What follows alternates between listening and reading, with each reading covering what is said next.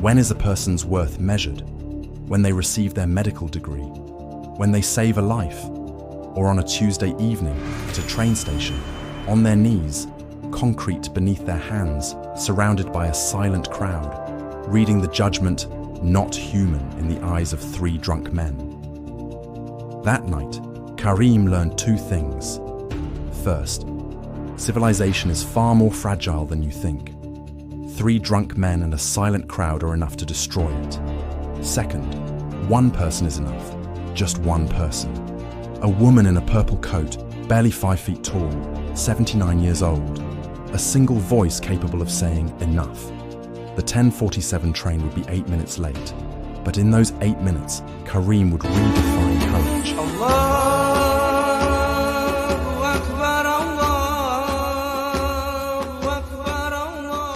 The 10:47 train to Riverside was running late again. Karim checked his phone for the 3rd time in as many minutes, the blue light illuminating his tired face in the dim station. His shift at the hospital had run over, a complicated surgery that couldn't wait, and now he'd miss his sister's birthday dinner. Again. The platform at Central Station buzzed with the usual evening chaos. Business people in rumpled suits scrolled through their phones. Students with oversized headphones bobbed to music only they could hear. A street musician's saxophone echoed through the vaulted ceiling, playing something melancholy that matched Karim's mood. He didn't notice them at first.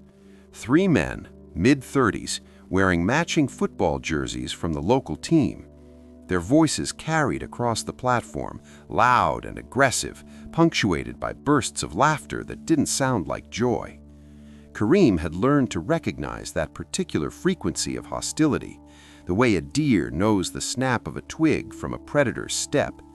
"Hey!" the shout cut through the station noise. "Hey, you!" Karim kept his eyes on his phone, willing the train to arrive, willing himself to be invisible. "I'm talking to you, terrorist!" The word landed like a physical blow. Around him, the crowd's energy shifted, not toward him, but away. People suddenly found their shoelaces fascinating. Phones became hypnotic. The saxophone player abruptly stopped mid-note. Karim's heart hammered against his ribs. He'd been in the country for 8 years, had graduated top of his medical school class, had saved lives with his own hands. But in moments like these, none of that mattered. He was just a beard and a complexion, a symbol onto which strangers projected their fears. "I said, look at me when I'm talking to you!"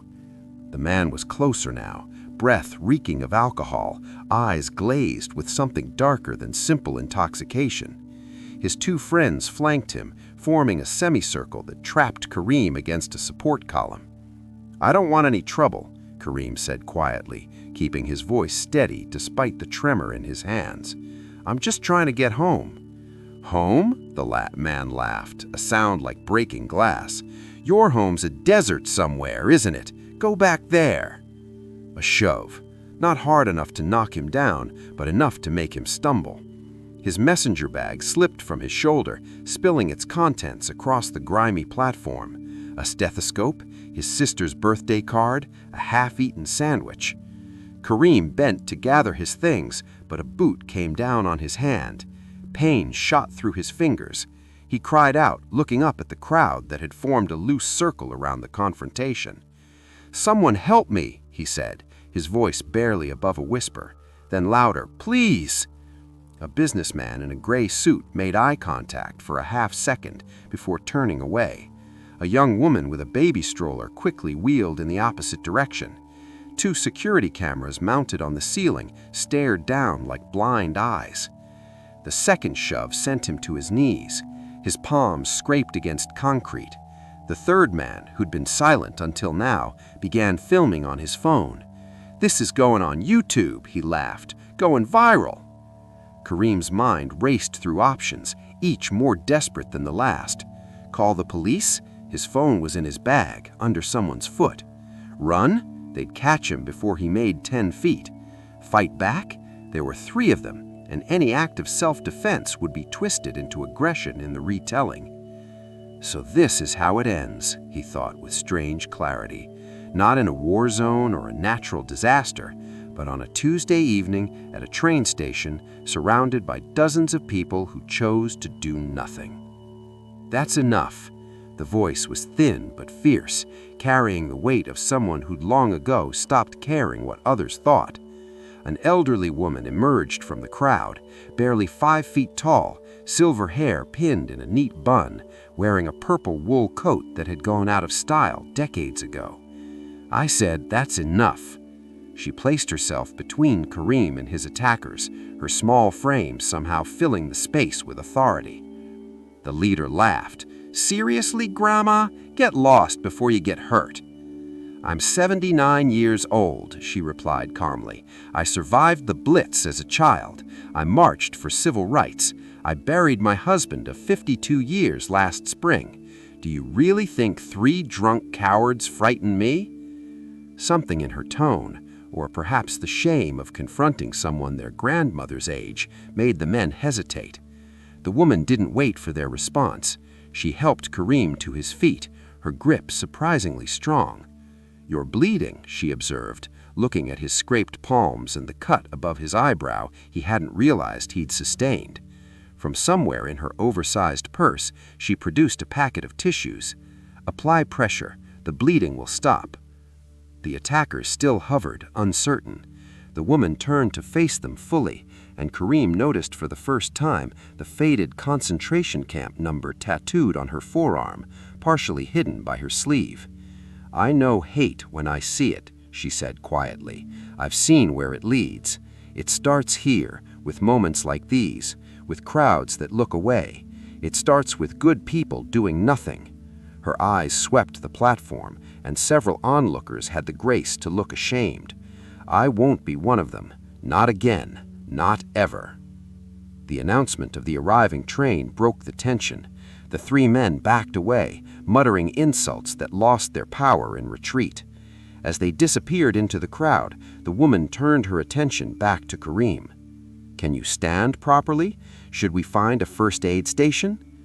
"I'm a doctor," Kareem said, then almost laughed at the absurdity. "I'm fine, thank you. Thank you." "Don't thank me for doing what any decent person should do." She bent down to help collect his scattered belongings, moving with a stiffness that spoke of arthritis and age, though I notice I was the only one who did. As they gathered his things, the train pulled into the station with a rush of wind and metal. The crowd surged forward, the incident already forgotten in the urgency of not missing their ride home. "I'm Ruth," the woman said, handing him the last of his belongings, his sister's birthday card, slightly crumpled but intact. "Kareem," he said, taking the card, looking at the cheerful balloons printed on the front. "I was supposed to be at a birthday dinner." "Then you still can be," Ruth said practically. "The night isn't over, though you might want to clean up first." She paused, studying him with eyes that had seen too much history. "Will you be all right, getting home, I mean?" "Yes," Kareem said, though he wasn't entirely sure that was true. Something had broken tonight, some fundamental belief that the world was generally safe, that people were generally good. Ruth seemed to read his thoughts. "Don't let them take that from you," she said, "your faith in humanity. They want to break it. That's their victory. But for every 3 cowards, there's someone like you, someone worth defending. Remember that."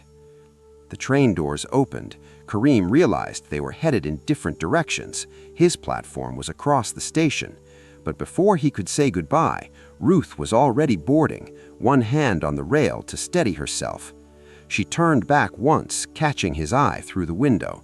She didn't smile or wave, just gave a single firm nod of acknowledgement. Then the doors closed and the train pulled away, taking her into the night. Kareem stood on the platform for a long moment, watching the red taillights disappear into the tunnel. His hand throbbed, his clothes were dirty, he'd have bruises tomorrow. But Ruth was right, the night wasn't over. He crossed to his own platform, where the next train was already pulling in. As he boarded, he caught sight of his reflection in the window, a young man with tired eyes and scraped palms, but still standing, still here. His phone buzzed. A text from his sister. "Where are you? We're waiting." Kareem typed back, "Long story, on my way, save me some cake."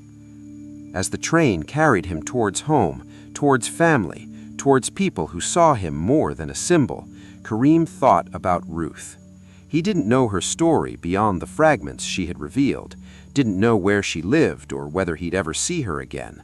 But she'd given him something invaluable in that station, proof that courage still existed, that one person could matter, that even in our darkest moments, someone might step forward from the crowd.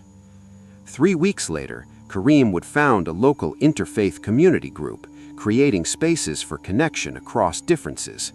5 years later, he'd be interviewed about that night, about how violence can either break us or forge us into something stronger. 10 years later, he'd be teaching his own children about an elderly woman in a purple coat who showed him what courage looked like. But on that Tuesday evening, riding home on a half-empty train car, Kareem simply pressed the tissue to his bleeding hand and thought about how one act of kindness could illuminate even the coldest station. How one voice saying enough could drown out a chorus of hate. The world was dangerous, yes. People could be cruel, yes. But somewhere in the city, a 79-year-old woman was riding home on a different train, carrying groceries and memories and an unshakable sense of what was right. And that, Kareem realized, was enough reason to have faith.